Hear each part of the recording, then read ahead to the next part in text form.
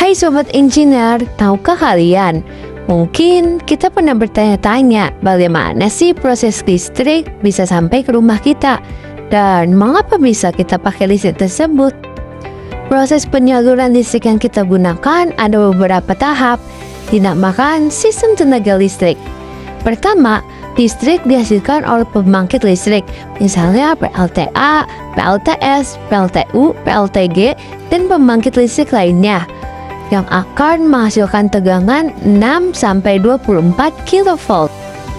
Listrik dari pembangkit ini kemudian dikirim ke gardu tegangan ekstra tinggi untuk kemudian dinaikkan sampai 500 kV. Kenapa tegangan ini dinaikkan? Karena listrik akan dikirim dengan jarak yang sangat jauh, contohnya PLTU Suralaya sampai ke Jakarta. Dengan tegangan besar, maka ketika daya yang sama akan menghasilkan arus yang lebih kecil, di mana dengan arus yang lebih kecil ini, rugi-rugi daya akan dapat diminimalisir dan juga ukuran kabel bisa jauh lebih kecil sehingga akan lebih efisien. Jalur listrik 500 kV ini disebut jaringan transmisi atau kita mengenalnya dengan sebutan SUTET.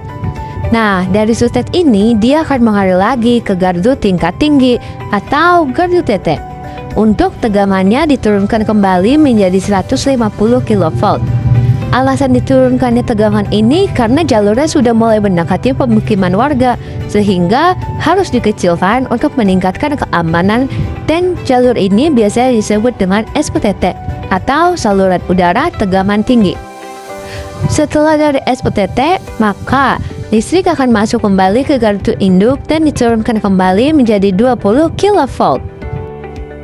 Nah, jalur ini biasanya disebut dengan jaringan distribusi primer atau bisa juga disebut dengan saluran udara tegangan menengah. Di saluran SUTM ini, listrik diturunkan kembali di gardu distribusi menjadi 380 volt fasa-fasa dan 220 volt fasa netral untuk kemudian dikirim ke warga.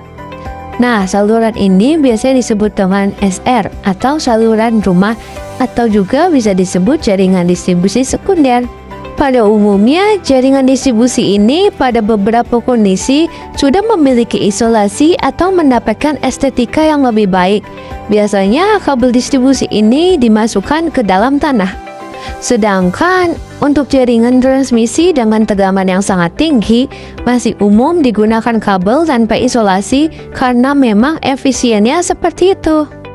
Nah, dari penjelasan yang tadi telah kita bahas, Sobat Engineer pasti sudah paham kan bagaimana proses distribusi jaringan listrik.